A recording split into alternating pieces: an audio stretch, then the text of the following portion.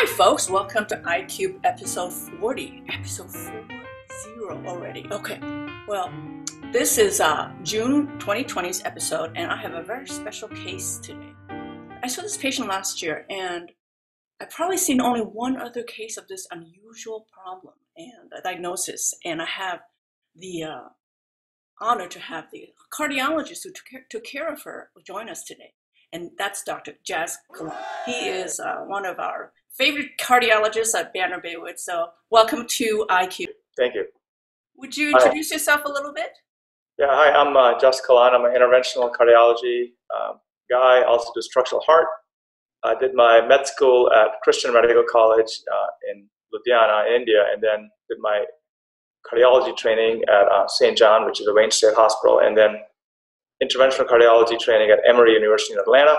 Oh. And I've been here for about 17 years now, and I've had wonderful opportunity to work with Alice and all the other ER docs which supply us with our acute MIs and all the other interesting stuff as opposed to boring AFib and heart failure.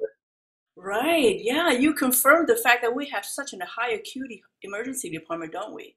Yeah, we do. Yeah. Well, let me just go ahead and jump into this case here. So this lady was a 60-year-old who has a history of IBS. She had a history of chronic back pain and reflux disease, and she came in with chest pain and left arm pain. It started just about an hour prior to coming to us. She said she had never had this pain before. Her husband actually said, yeah, it started about an hour ago, just after putting down their long beloved cath. As I said, her past histories of reflux disease, chronic pain, IBS. She's really not on many meds, Prevacid and amitriptyline. She was a non-smoker, non-drinker, and really had no family history of coronary artery disease. So kind of a low risk in terms of coronary artery disease. On physical exam, her vitals were blood pressure 120/79, heart rate 65, respirations in 19. And the SATs were 97% on room air, and her temp was 36.5. Now, so I walk in, and she's an alert, thin, very cooperative, very conversant female. She appears her 60 years of age, but she looked very uncomfortable. I noticed that right off the bat. She was just like she was in pain. Now, this is that EKG that was done at Triage, and it was about actually 30 minutes before I saw her. Dr. Kahlon, what do you think? Yeah, there are some concerning changes, mostly in lead V3. Lead V1 and V2, you could normally see T-wave inversions, which is not very uncommon. It's a normal variant. But the V3 ST elevation, is slightly coving, and it's not what you would expect normally because there's some little biphasicality to it, to the T-wave. So it makes you think, so we should, look at this again and maybe get another EKG usually. Right. The triage EKG, we usually are looking for overt signs, clear signs of a STEMI, which you didn't have on the EKG. So I went and talked to the patient, and when I saw her, I thought, oh boy, she's still having a lot of pain. Let's get a second EKG. What do you think? Yeah, so now obviously, you have the typical injury pattern. So almost kind of phase 2 of injury already has had low ST elevation and now beginning to get biphasic T waves, which you will see in a normal, any coronary event will produce that, but, and still it's all, as you can see, located in the anterior leads only, not in any other leads yet. So when I saw this, I thought, this is Welland's sign. Yeah. This will be considered in a patient who's having chest pain. This will be your, STEMI diagnosis. Yes, this is. So when I saw this, of course, I am somewhat alarmed. She said persistent chest pain, new chest pain, Welland's sign. I'm thinking this lady is having a non-STEMI or developing a STEMI. So I ordered the nitroheparin and stat consult. And this is when Dr. Kahlon got involved and spoke with him about my suspicion. So then Dr. Kahlon takes the patient over right away to the heart hospital, to the cath lab. In the meantime, we got some labs, and the troponin comes back. 78. This is the high sensitivity troponin, which for those of you who are still using the old-fashioned one, you move the decimal point 3 spots over. So this is a 0.078 in the old traditional troponin. So it's really sort of indeterminate. All right, so that's the case. I hope you guys have some idea what this is so far, because the first learning focus that we're going to talk about is the diagnosis, the eventual diagnosis of this patient, which is Takatsubo's cardiomyopathy. So this is the image you typically see of Takatsubo's when explaining Takatsubo's. This is a Japanese octopus trap or octopus pot. And I was searching around because it seems like there was only one picture that people were showing. So I looked around, and here's another Takatsubo's, and this is another Takatsubo, or a whole bunch of them. So quite interesting shape. This is a very classic article about Takatsubo's. It's a New England Journal of Medicine article published September 3rd, 2015. So this article talks about the International Takatsubo Registry, which is basically a consortium of 26 centers in Europe and in the US. So it just kind of presents the data from that registry. Takatsubo's was first described in men by Sato et al. In 1990. It was named because of the shape of the Takatsubo's, is like the shape of the Japanese octopus pot.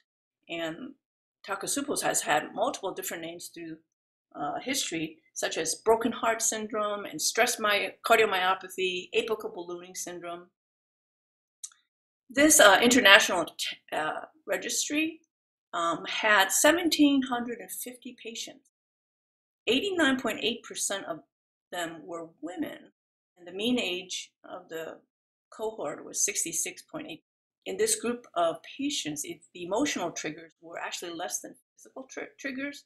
The emotional triggers were 27.7%, and the physical triggers were 36%. And about a quarter, a little more than a quarter, actually had no triggers. That's interesting. I did not know that. Yeah, I think that if you divvy it up by gender, then emotional triggers were more than half, and physical triggers were more than half for men. So men usually had more component of physical trigger, like a big injury, COPD exacerbation, big fracture. And women tend to have more emotional triggers if you go by gender. In terms of comparison with ACS patients, there were higher rates of neurological or psychiatric disorders in the patients with Takatsubo's, 55.8% versus 25.7% in the ACS patients. The mean EF was markedly lower in those with Takatsubo, which was 40.7% versus 51.5%. Now, how do you actually make the diagnosis of Takatsubo's? Well, this article from a circulation journal talks about Mayo Clinic criteria. So these are the 4 Mayo Clinic diagnostic criteria. Takatsubo's has transient regional wall abnormalities, transient being the operative word. There's no angiographic evidence of obstructive coronary disease or plaque rupture. There are new EKG abnormalities or moderate troponin elevation. And there's an absence of myocarditis or pheochromocytoma. Actually, I don't understand that. Why would they put the absence of pheochromocytoma as one of the criteria? So if you go by the pathophysiology of Takatsubo's, it is basically a catecholamine storm. So catecholamine storm can produce really significant myocardial stunning, and LV can look like non-contractile dilated LV if you have some sort of catecholamine storm. So if by pathophysiology, as you can see, majority of the events are triggered by a few things we already learned. That there is a neuropsychiatric component, there is an emotional component, and there's a stress component. So all those things eventually lead to high levels of catecholamine surge, and that causes myocardial injury and transient myocardial injury and stunning, and that's why if you have some sort of myocarditis, it may technically look like that. Pheochromocytoma definitely can look like that. Wow, that's fantastic. Now I understand. I was confused about the pheochromocytoma. That's great. All right, so epidemiology and presentation. It was rarely actually reported before 2001. Currently, it's thought that 1 to 2% of AMIs, acute myocardial infarctions, are actually Takatsubos. It's typically precipitated by emotional, physical stress, like we said. Now, the typical presentation of Takatsubos, the following: chest pains, dyspnea, syncope. It rarely presents in cardiac arrest. There are EKGs with ST elevations, T wave inversions, Q waves. And there is usually elevated troponin and even BNP. Greater than 80% have elevated troponin, nearly 80% with ischemic changes on EKG. Now, this is interesting. 15%, 15.3% have coexisting coronary artery disease on angiogram. So early angiography is necessary to rule out ACS. So when I started reading about pathophys, I got cross-eyed. There are so many things, so many articles, and so many thoughts about what possibly could be the pathophys. But ultimately, I think this is a very helpful explanation. Although the precise etiology of the syndrome is not known, the most plausible cause responsible for Takatsubos is the sudden release of stress hormones such as norepinephrine, epinephrine, dopamine, causing cardiac stunning, like Dr. Kahlon said. Stunning the heart triggers changes in the cardiac myocytes and coronary perfusion. So there, I think that's what we'll blame Takatsubos on.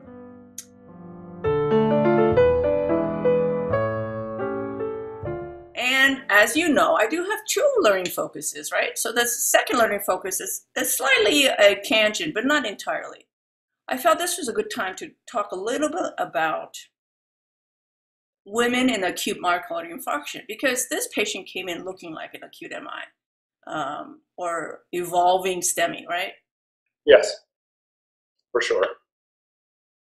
This is the American Heart Association's scientific statement on AMI in women.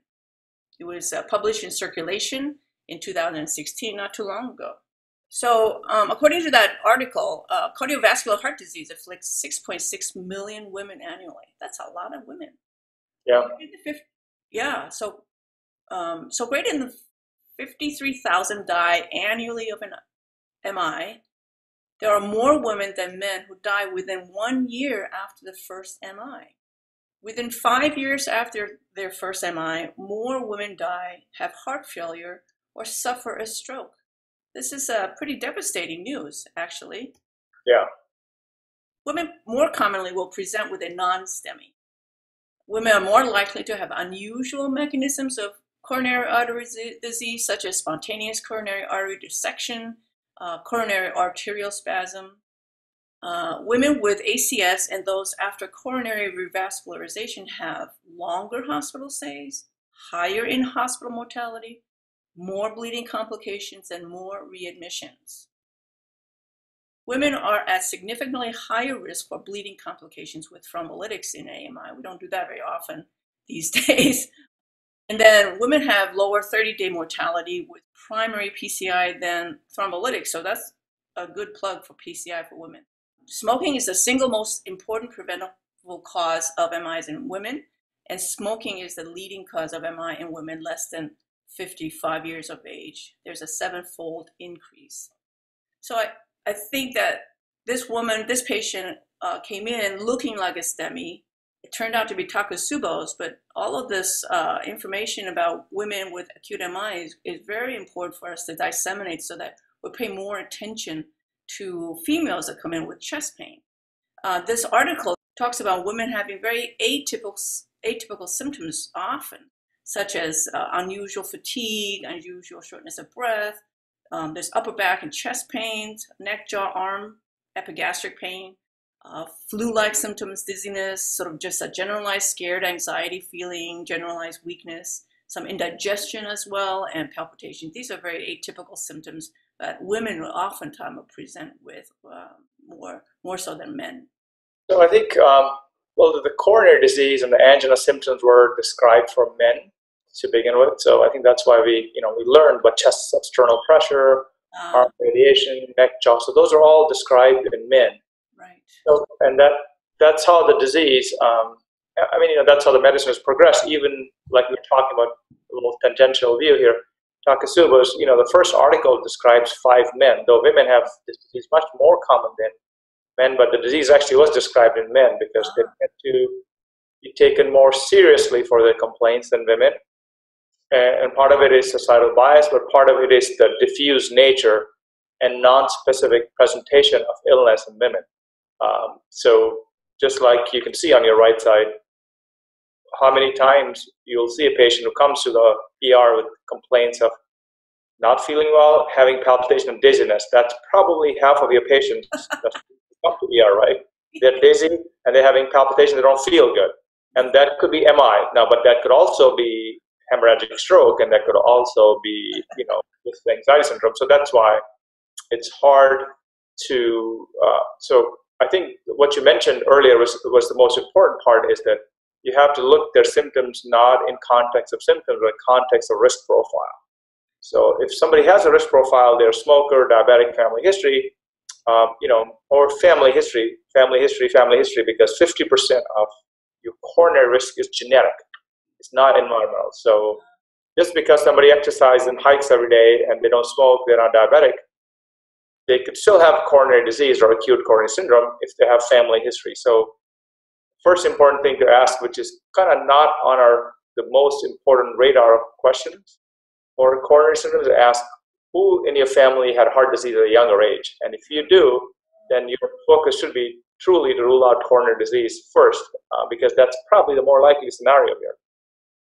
So then what about my patient? Well, I did follow up, and about a day later, the repeat troponin went up a tiny bit to 86. And this is the patient's cath. There's an ejection fraction of 25%, consistent with Takatsubo distribution of cardiomyopathy. There was a severe stenosis of the LAD, which Dr. Kahlon stented. The echo on the day of the patient's cath showed a LV EF of 35%, Takatsubo's wall motion. Now, I'm very excited about Dr.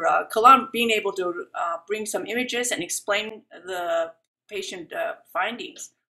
So this is the patient's coronary angiogram, and I'll pause it. So, and then I'll go frame by frame to kind of give you, so a little bit of a zooming will kind of, if you had not used to seeing coronary angiograms, these are obvious. This is a catheter, obviously. This is the left main, which divides into LAD, which kind of hides behind circumflex here, and then kind of pops his head here. Both stenosis, and then a pretty tight stenosis right here. If you look carefully, this is a distal lumen, this is a proximal lumen, and usually proximal lumen is bigger than distal lumen, so it tells you this whole segment has plaque in it. Wow. And this is the tightest part, and this is a diagonal branch, which is smaller branch of a LAD, and still looks much smaller. The stenotic segment is much smaller. So this is obviously an angiographically tight stenosis. And then the LV gram. So if you had not seen the LV gram, you would think this will be acute coronary syndrome as a pure presentation, that there is LAD is the main problematic vessel, and that's what patients here. But if you look at the LV gram, just for the beginner view, just kind of simplify it. This is your anterior wall, which goes all the way up to here. That's your apex. And that's the inferior wall, base of the heart. So you can see both the base of the heart, anterior and inferior wall, is moving very aggressively. It's almost hyperdynamic. And this part is totally ballooned out. Now, in a typical LAD stenosis, this part will not be working very well or be hypokinetic. Apex will be hypokinetic, but the inferior wall will be actually hyperdynamic to make up for lack of motion here. But here, the whole heart is ballooning almost, and there's almost like a tight neck at the top. And that's a very typical wall motion that you see in a Takatsubo. And Just looks like what Dr. Alice was showing us about the, those images of the Takatsubo traps. So though the LAD was tinted because there was no way to leave this alone, considering how tight it was and the patient was symptomatic. But her presentation is mostly a Takatsubo presentation with possibly undiagnosed coronary disease before, which was kind of picked up incidentally. Yeah. So I think, the main issue is that, it's about 2% incidence of this illness. So it's very commonly unrecognized, and you could say, well, how could that be? And chances are pretty high that it's because what we saw in our patient, evident in this patient, normally some angiography places will, in an acute situation, will only do the coronary angiogram and will not do the ventriculogram because it's trying to get the patient out of ER, like it's the middle of the night, and they're dealing with a STEMI situation. Patients technically, clinically not doing well, but they want to do coronaries, and coronaries are clean, and they say, okay, well, look for PE or something else to stop the procedure. And they say, well, echo tomorrow. So by the time the echo tomorrow is done, you really have lost your diagnostic window. So that's why if there's a tendency to LV-gram, or you can, persuade your cardiologist, when you do this, can you make sure also do an LV-gram just so we get more information, and then you will know that your incidence of diagnosis will get higher. So if you look at the cardiologist in your practice who would do routine ventriculogram, even just a simple one, not a power one, with each acute coronary patient, they will pick this up much more frequently than places where they don't do routine LV-gram. The other thing which I think is worth focusing on is that there is an increased tendency in people who had Takatsubos to have another Takatsubo event. So if somebody's had an event before where they said, they did this, and they said I had a heart attack and my coronaries were normal, and they come up with a similar acute MI-like presentation, so you should have heightened awareness that it could be Takatsubos. It's about almost, I think there's up to 5%, if I remember correctly, the recurrence risk in somebody who's had a Takatsubo-like event. Wow, that's great. But majority of your patients are going to be female, and also they're going to be postmenopausal. It's very, very uncommon for premenopausal women to get Takatsubos. And again, probably don't understand it, but it's something has to do with estrogen receptors in your myocardium. And prognosis is really good for most people. So some people will have VTAC, and because one thing we have not discussed is that one of the other signs which is commonly seen, at least in 50% of people, even if you don't see a typical ST elevation, is the QT will get prolonged. And if they have a prolonged QT significantly, then obviously, and if they have any other concomitant findings like low potassium or the azithromycin or any psych drug, because 50% of people also have psych history. So that particular patient will be perfect storm if they have psych history and they're on some medicine to prolong QT, and then now they get a prolongation of QT, and then they can have VTAC. So that's why some patients will present with syncope and could have VTAC. So that's one of the other things to be just aware of. That's terrific. Wow. Thank you, Dr. Kahlon. Wow, you were taught so much. I'm so pleased that I had you as a guest today. That's a wonderful opportunity, yeah. Oh, thank you. So this was a very unusual case. I remember, I think my first one, and maybe my only other Takatsubo patient, was someone I completely missed, admitted for a STEMI, and Dr. Breed, Charles Breed, called me back later and said, she had Takatsubos. I'm like, Takatsubos? What the heck is that? Yeah. That was like 15, 20 years ago. I can't remember how long ago that was. But anyway, so folks, another great episode for you. I hope you learned something this month. Takatsubos. Please be vigilant for this diagnosis, especially in women, since it's a majority women who have this. And I'm very pleased that I was able to have Dr. Kahlon cooperate with me and just believe me and get her to the cath lab. So I will see you next month. Bye, everybody. Bye-bye.